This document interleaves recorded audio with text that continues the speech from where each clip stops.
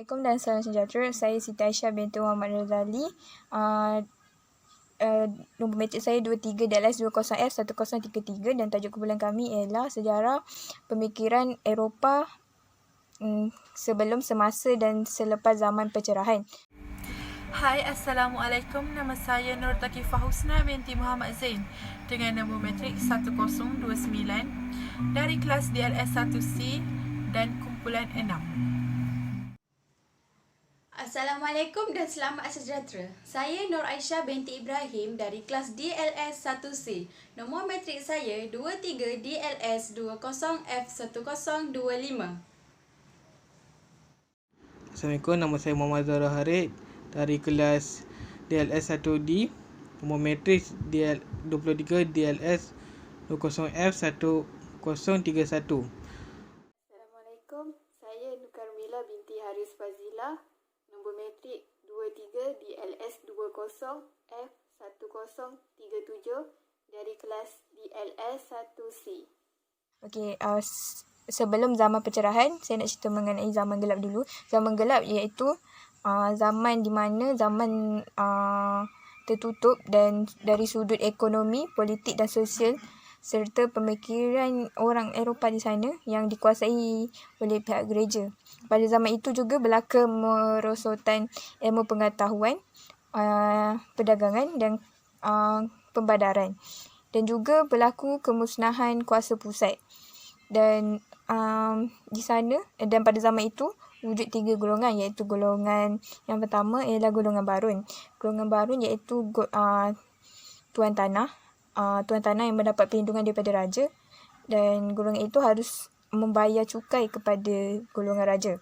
Dan yang kedua ialah golongan raja. Golongan raja menjadi penang utama di sana. Dan yang ketiga ialah golongan petani.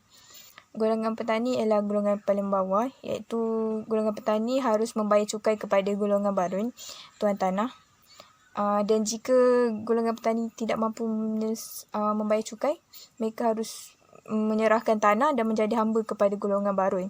Dan kedua-dua golongan itu, iaitu golongan petani dan golongan barun, harus setia kepada golongan raja.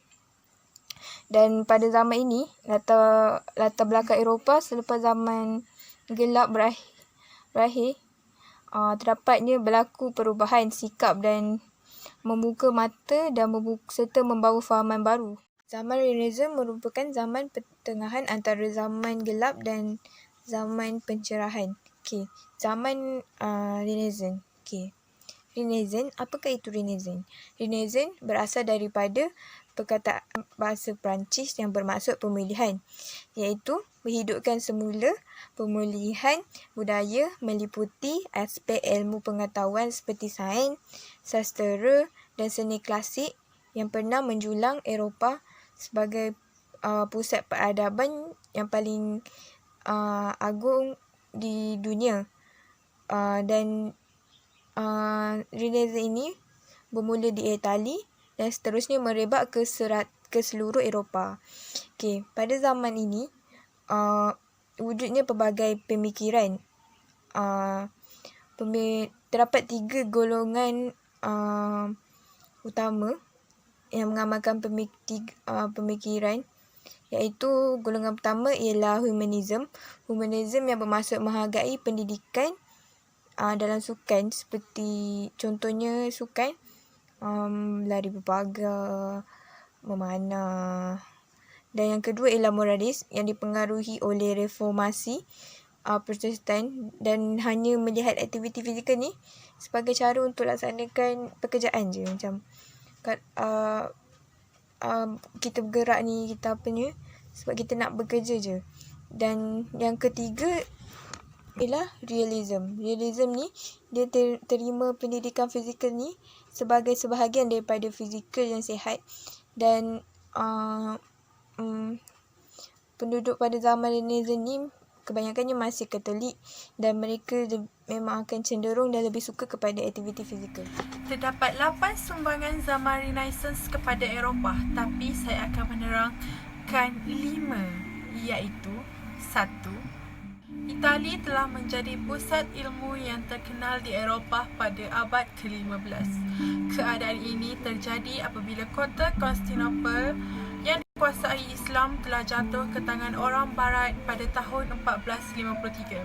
Keadaan ini telah menyebabkan para ilmuwan berhijrah ke pusat-pusat perdagangan Itali. Ini menyebabkan Itali menjadi pusat intelektual yang terkenal di Eropah pada masa itu. Kedua, perkembangan masyarakat perdagangan yang berdaya maju. Keadaan ini telah melemahkan kedudukan dan kekuasaan golongan feodal yang sentiasa menyekat perkembangan ilmu dan masyarakat di Eropah. Ketiga, melahirkan ahli-ahli sains yang terkenal seperti Nicholas Copernicus dan Galileo Galilei. Keempat, melahirkan ahli-ahli matematik seperti Tartaglia dan Cardan yang berusaha menghuraikan persamaan ganda tiga. Tartaglia ialah orang pertama yang menggunakan konsep matematik dalam ketenteraan, iaitu mengukur tembakan meriam. Cardan pula terlibat dalam penghasilan ilmu algebra. Kelima, melahirkan tokoh perubatan di Eropah seperti William Harvey yang telah memberi sumbangan dalam kajian peredaran darah.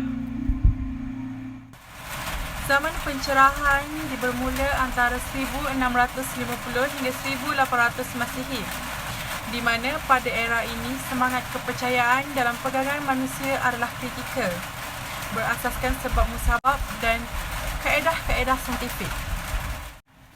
Zaman ini berusaha untuk melahirkan masyarakat yang berfikiran terbuka, bertolak ansur, menekankan kebahagiaan individu berdasarkan undang-undang dan perlembagaan. Zaman ini juga lahir pemikir-pemikir yang terkenal seperti Jeremy Bentham, David Ricardo, Thomas Malthus dan ramai lagi yang telah memberikan idea pemikiran yang berjaya mengubah lanskap politik, ekonomi dan sosial negara-negara Eropah pada abad ke-19 dan 20 Masihi.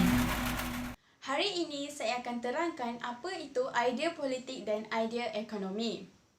Yang pertama, idea politik. Montesquieu melalui karya The Spirit of the Law mengemukakan idea-idea kerajaan yang berbeza mengikut iklim dan doktrin pembahagian dan imbangan kuasa. Menegaskan perlu ada pemisahan antara pembentuk undang-undang iaitu eksekutif, pelaksanaan keputusan perwakilan rakyat, kabinet dan kehakiman judisiari. Apabila ketiga-tiga jentera ini menjalankan tugas secara berasingan, maka rakyat akan memiliki kebebasan. Yang seterusnya ialah idea ekonomi. Pemikir utama dalam bidang ekonomi ialah Adam Smith melalui karya The Wealth of the Nation. Memajukan idea kebebasan perdagangan yang berasaskan kritikan terhadap sistem merkantilisme yang mengongkong ekonomi negara-negara Eropah. Menurutnya, kerajaan tidak harus campur tangan dalam urusan ekonomi dan membiarkannya berfungsi seperti biasa mengikut permintaan dan penawaran. Saya ingin membentangkan tentang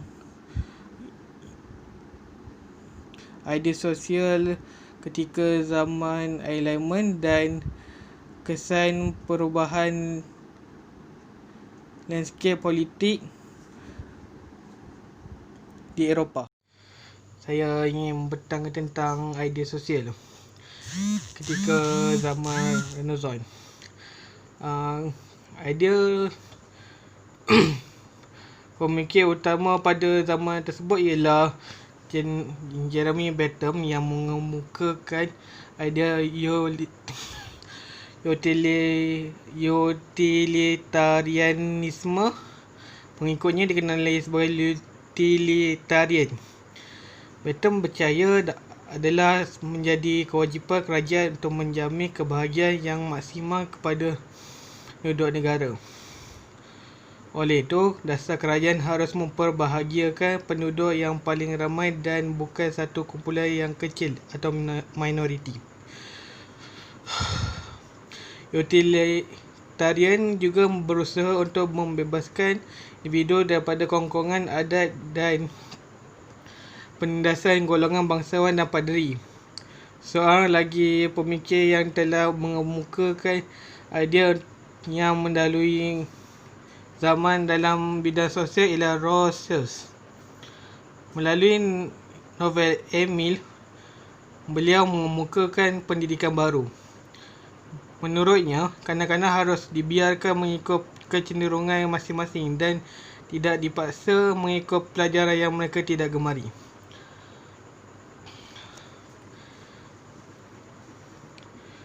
Kesan kepada perubahan landscape politik Eropah pula, idea Montesquieu menamakan pemerintahan mutlak di Perancis apabila berlaku revolusi Perancis pada tahun 1789. Revolusi ini menamatkan pemerintahan feudal dan digantikan pemerintahan yang mendukung kedaulatan rakyat, iaitu prinsip rakyat harus memerintah sendiri. Kebebasan,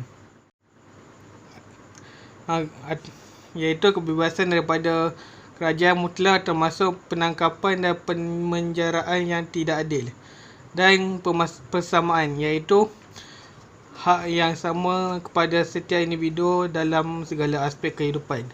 Raja-raja Eropah lain seperti Frederick the Great dari Prussia, Joseph II dari Austria, Peter the Great dan Catherine the Great dari Rusia juga mula mengamalkan pemerintah yang adil dan saksama. Kuasa politik kini digunakan untuk membaiki taraf hidup rakyat. Frederick the Great mengamalkan toleransi agama, memajukan pendidikan awam dan mengadakan perkhidmatan awam yang efisien. Joseph kedua membebaskan serf yang terikat di bawah sistem feudal. Pada era ini, pentadbir kerajaan dilantik berdasarkan merit dan bukan keturunan. Raja-raja era ini menghapuskan imuniti yang dinikmati oleh golongan bangsawan, gereja dan elit di bandar. Raja mengasaskan jentera pentadbiran sebuah negara moden tanpa campur tangan raja. Selepas zaman Enlightenment, berlaku perubahan dari segi ekonomi. Yang pertama, kesan perjuangan Adam Smith membawa kepada pemansuhan monopoli perdagangan syarikat India Timur Inggeris di India dan China. Monopoli dengan India dimansuhkan pada tahun 1813 dan dengan China pada 1833. Seterusnya yang terkesan ialah pemansuhan monopoli ini membuka peluang perdagangan yang sama kepada pedagang persendirian dan pedagang lain di kedua buah negara ini. Kemuncak perjuangan ialah pemansuhan syarikat Hindia Timur Inggeris pada 1858.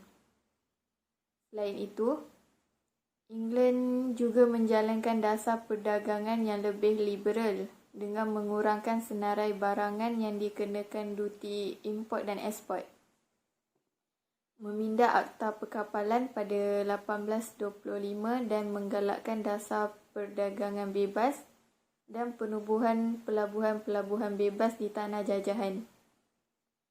Sebagai contoh, pengisytiharaan Singapura sebagai pelabuhan bebas pada 1819 dan negeri-negeri Selat pada 1826.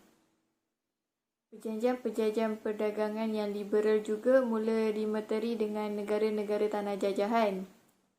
Sebagai contoh, Perjanjian Bowring di Thailand pada tahun 1855.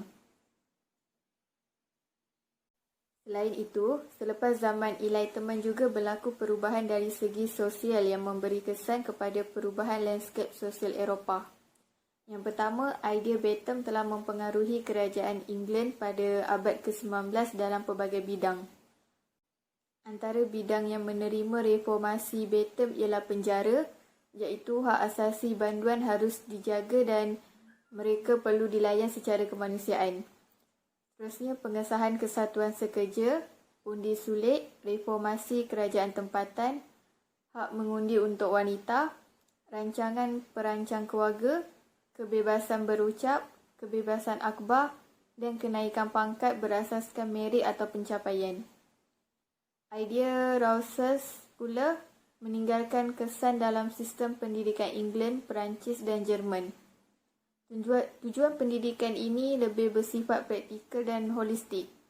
Terdapat usaha untuk menjadikan pembelajaran lebih menyenangkan dan lebih banyak kebebasan untuk pelajar.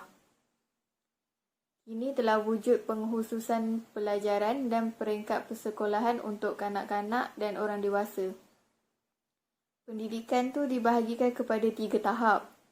Tahap pertama secara tidak rasmi untuk kanak-kanak antara umur 2 hingga 12 tahun.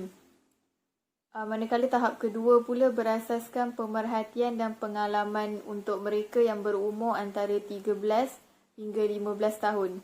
Dan tahap yang terakhir secara rasmi untuk mereka yang melebihi usia 15 tahun sehingga mendirikan rumah tangga.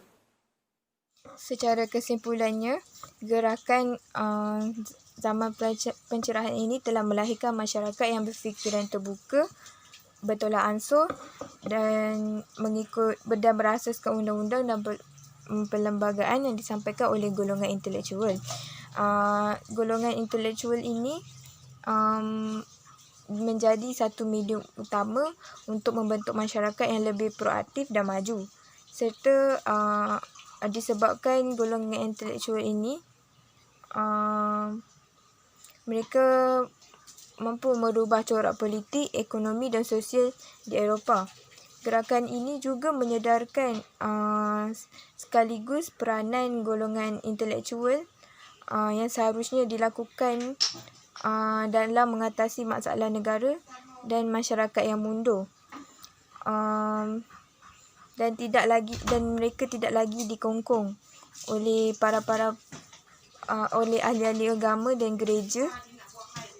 Intelektual barat yang selama ini dikongkong oleh ahli-ahli agama dan gereja telah dicorakkan pemikiran mereka kepada satu transformasi yang dapat mewujudkan negara bangsa yang lebih maju dan disegani, dan kesan daripada kebangkitan para pemikir pencerahan yang membawa kebangkitan para intelektual untuk membangunkan masyarakat.